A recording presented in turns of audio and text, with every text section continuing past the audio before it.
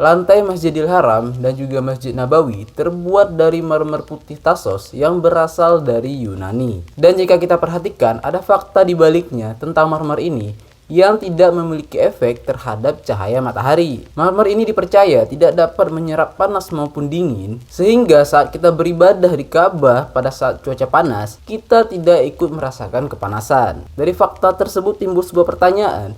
Ide siapakah yang merancang pembangunan lantai marmer 2 masjid suci ini?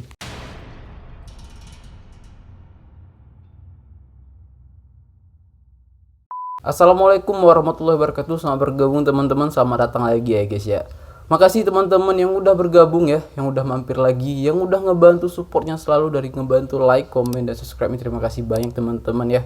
Semoga teman-teman dalam keadaan sehat selalu berserta keluarga pastinya ya, amin. Oke guys ya, hari ini kita bakal ngebahas tentang kisah dari Muhammad Kamal Ismail, di mana beliau adalah seorang insinyur pertama yang melakukan perencanaan dalam pembangunan lantai di Masjidil Haram dan juga Masjid Nabawi. Muhammad Kamal Ismail lahir pada tanggal 13 September 1908 di Provinsi Dakalia di kota Mid Gams, Mesir. Ia lahir dalam garis keturunan profesor, di mana ayahnya juga seorang arsitek yang berasal dari Mesir. Salah satu pencapaian terbesar Kamal Ismail adalah pembangunan Masjidil Haram dan juga Masjid Nabawi yang ditugaskan kepadanya oleh Raja Fahd bin Abdul Aziz. Kamal Ismail juga disebutkan sebagai orang termuda dalam sejarah Mesir yang memperoleh sertifikat sekolah menengah. Lalu ia lanjut mendaftar di Royal School of Engineering, yaitu sekolah teknik kerajaan, di mana pencapaiannya dia juga menjadi orang termuda yang lulus di sekolah itu.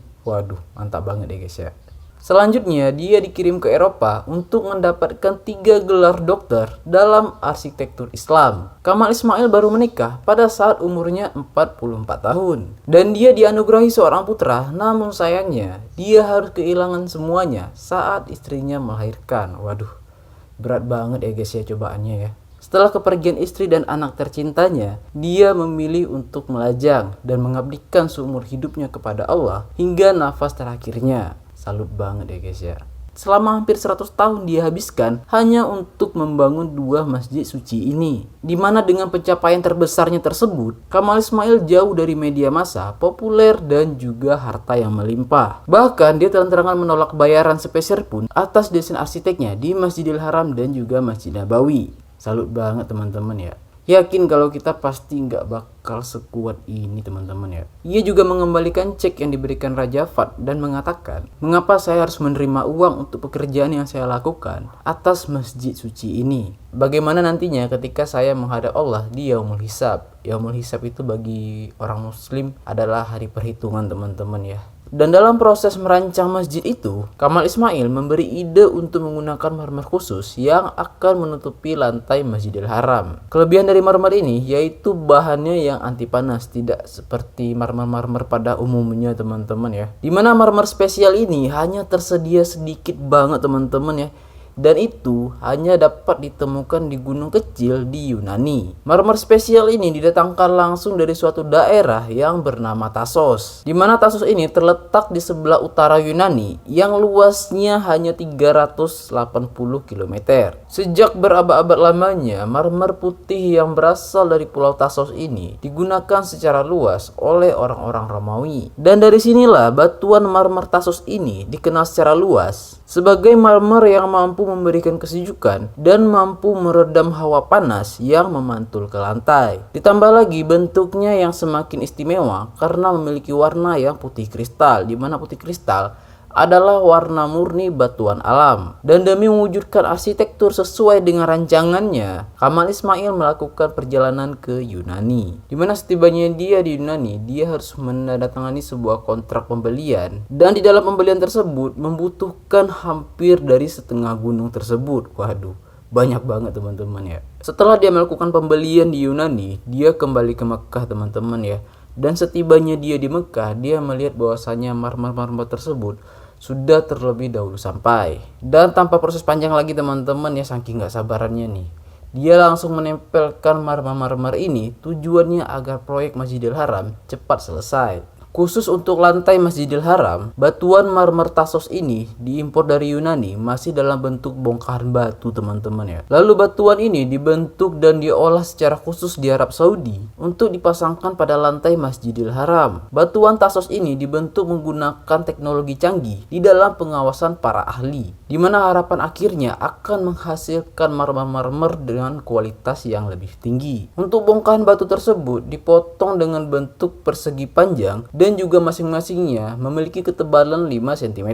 Para ahli juga percaya bahwasanya tingkat ketebalan dari marmer tersebut juga ikut mempengaruhi dari kesejukan lantai Masjidil Haram. Marmer spesial ini dipasang secara akurat dan pas ukurannya di setiap sudut untuk menjamin kenyamanan para jamaah saat melintas di atasnya. Marmer Tassos ini dapat menyerap kelembaban di malam hari dan mempertahankan kesejukannya. Selama ini munculnya banyak anggapan bahwasanya sejuknya lantai Masjidil Haram itu dikarenakan lantai-lantainya diberikan AC. Nah, itu salah teman-teman ya. Karena kualitasnya yang sangat istimewa, harga marmer Tassos ini dibanderol dengan harga yang sangat-sangat mahal teman-teman ya. Menurut beberapa sumber yang kita dapatkan, harga marmer Tassos ini yang didatangkan langsung dari Yunani itu mencapai $200.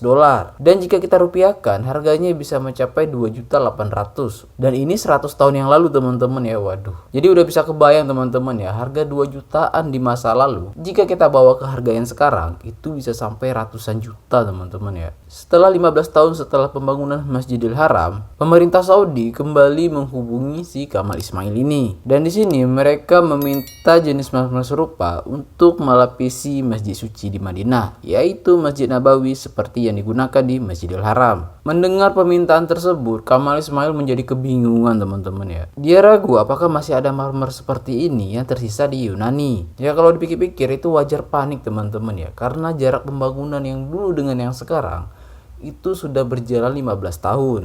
Dan sambil panik dan kebingungan, si Kamal Ismail ini kemudian pergi ke perusahaan yang ada di Yunani yang dulu pernah dia datangin untuk menemui kepala perusahaan tersebut. Di sini Kamal Ismail menanyakan kepada kepala perusahaan tersebut apakah masih ada marmer Tassos yang masih tersisa. Dan sedihnya pemilik perusahaan itu mengatakan setelah Kamal Ismail membeli darinya 15 tahun yang lalu, ada perusahaan yang lain datang membeli sisa dari marmer Tassos tersebut. Dan di sini Kamal Ismail merasa sangat sedih teman-teman pastinya ya. Dan sambil bersedih, Kamal Ismail kemudian keluar dari gedung sambil berbicara kepada sekretaris perusahaan untuk memberitahunya siapa pembeli terakhir dari marmer batu Tassos tersebut. Dan spontan respon dari sekretaris tersebut pastinya kaget teman-teman ya. Dia mengatakan hal itu pastinya cukup sulit teman-teman ya, dimana dia harus membuka catatan 15 tahun yang lalu untuk mengetahui alamat si pembeli terakhir itu. Mendengar jawaban dari sekretaris tersebut, Kamal Ismail langsung berserah diri teman-teman ya. Dia percaya bahwasanya Allah pasti akan memberikan jalan terbaik dalam usaha-usahanya. Dan hari pun berlalu, tak disangka di hari berikutnya, sekretaris tersebut menghubungi Kamal Ismail bahwasanya dia sudah menemukan alamat terakhir dari si pembeli sisa batu Tassos tersebut. Dan tanpa berpikir panjang, si Kamal Ismail langsung kembali ke kantor dan mengambil alamat si pembeli sisa batu tersebut teman-teman ya. Dan di sini dia sempat kaget bahwasanya pembeli batu-batu tersebut berasal dari sebuah perusahaan yang berasal di Arab Saudi. Dan tanpa berpikir panjang, dia langsung kembali ke Arab Saudi